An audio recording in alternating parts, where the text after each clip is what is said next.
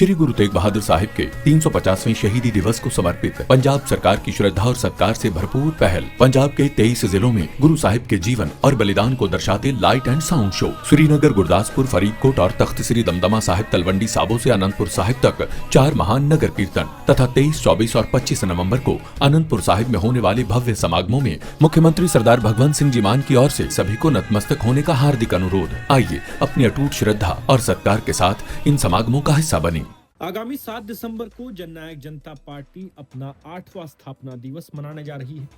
इस बार के हरियाणा विधानसभा चुनाव के बाद से ये पहला ऐसा मौका है जब पार्टी कोई बड़ा आयोजन कर रही है और इस दिन को जननायक जनता पार्टी एक विशाल रैली में तब्दील करने के लिए जी तोड़ मेहनत भी कर रही है। इसी क्रम में आज पूर्व डिप्टी सीएम दुष्यंत चौटाला जींद पहुंचे थे। यहाँ उन्होंने पार्टी के तमाम जो प्रमुख कार्यकर्ता हैं, तमाम जो प्रमुख सदस्य हैं, उनकी एक मीटिंग ली जींद जिले की और उनकी ड्यूटी लगाई। साथ ही उन्होंने कहा है कि पूरे प्रदेश में भी तमाम कार्यकर्ताओं और पदाधिकारियों की ड्यूटी लगाई गई है और सबको हम आमंत्रण देते हैं कि पार्टी का 8वां स्थापना दिवस जुलाना में मनाया जा रहा है 7 दिसंबर को। आपको बता दें कि इस बार के विधानसभा चुनाव में जननायक जनता पार्टी का एक भी विधायक नहीं जीत पाया, यानी पार्टी पूरी तरह 0 पर सिमट कर रह गई। खुद दुष्यंत चौटाला जो है वो भी अपनी जमानत नहीं बचा पाए थे और उनको एक बड़ा सेटबैक इस बार के हरियाणा विधानसभा चुनाव में लगा था। इसके बाद से हरियाणा की राजनीति में उनके भविष्य पर संकट के बादल छाने लगे थे। लोग ये सवाल करने लगे कि दुष्यंत का अब क्या होगा, क्या वो दोबारा कभी उभर पाएंगे। इस तरह के सवाल राजनीतिक गलियारों में तैरने लगे थे। दूसरी ओर जननायक जनता पार्टी के लिए आईएनएलडी एक बड़ा चैलेंज है और आईएनएलडी ने रोहतक में जो रैली की ताऊ देवीलाल की जयंती पर, उस रैली से एक बड़ा संदेश देने की कोशिश की और कोशिश ये की गई कि जो कभी इनेलो का वोट बैंक हुआ करता था, जो बीच में जब पार्टी दो फाड़ हुई, जजपा बनी तो जजपा के साथ चला गया, लेकिन अब इनेलो वापसी कर रही है। लोग दोबारा से इनेलो का रुख कर रहे हैं और रोहतक में रैली कर एक मैसेज देने की कोशिश की गई। बड़ी ये रैली की गई थी, अच्छी खासी भीड़ अभय सिंह चौटाला ने इस रैली में जुटाई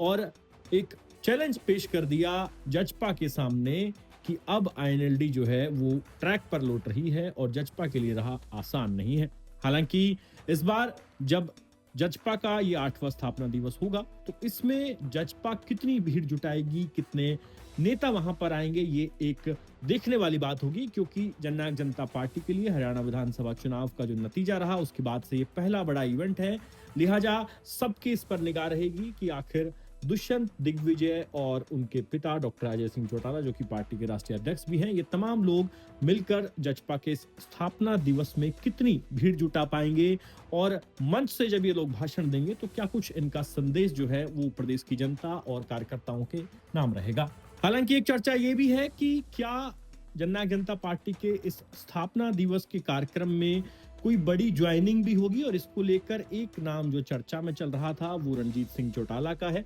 रणजीत चौटाला इन दिनों एक्टिव है, अलग अलग जगहों पर घूम रहे हैं, अपने वर्करों से मिल रहे हैं और उनसे पूछा जा रहा है कि आप किसके साथ जाएंगे, क्योंकि जो पिछला विधानसभा चुनाव हुआ उसमें रणजीत सिंह चौटाला को समर्थन दिया जजपा ने और रणजीत सिंह चौटाला ने दिग्विजय को समर्थन दिया, यानी कि वो जजपा के साथ मिलकर चुनाव लड़ रहे थे। ऐसे में अब देखना होगा कि रणजीत सिंह चौटाला जो है उनका आने वाला रुख क्या होगा। और आज जब दुष्यंत चौटाला जींद पहुंचे तो उनसे सवाल पूछा मीडिया ने। अंत में आप सुनिए कि अपने चाचा रणजीत सिंह चौटाला की जजपा में ज्वाइनिंग पर दुष्यंत चौटाला ने क्या कहा है। आगामी 7 तारीख को जुलाना जींद में पार्टी का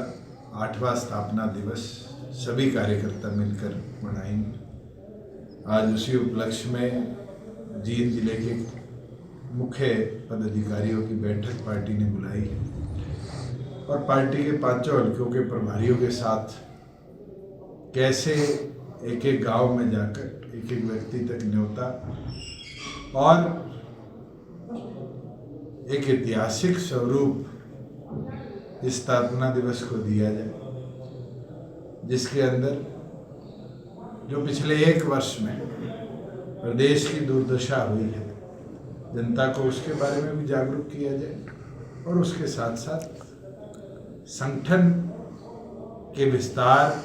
और नए साथियों के जुड़ाव के ऊपर चर्चा की जाएगी। मुझे खुशी है कि पिछले दिनों जब पार्टी की प्रदेश और राष्ट्रीय कार्यकारिणी की बैठक हुई थी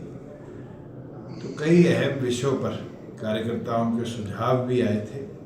और उस दौरान हल्का स्तर तक का संगठन पार्टी का घोषित हो चुका था। आज इस बैठक के अंदर जो पार्टी के 5 सेल हैं उनके हल्का प्रधान तक की नियुक्ति और उसके ऊपर हल्का कार्यकारिणियों के ऊपर भी चर्चा कर पार्टी संगठन को आगे और कैसे लेकर चलना है उसके ऊपर कार्यकर्ताओं से चर्चा करी जाएगी। और मैं ये मानता हूँ कि कार्यकर्ताओं की मेहनत है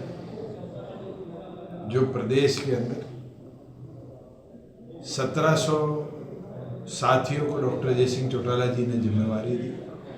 और आगे पूरे प्रदेश भर के अंदर स्थापना दिवस के बाद किस तरीके से चुनरी चौपाल या युवा योद्धा कार्यक्रम इसको लेकर जाया जाएगा, इसके ऊपर कार्रवाई चलती रहेगी। रणजीत सिंह चौटाला की भी एक खबर चल रही थी कि जेजेपी में शामिल हो सकते हैं, क्या आपकी तरफ से ऐसी कोई ना तो हमारे बीच में कभी चर्चा हुई और अगर होगी भी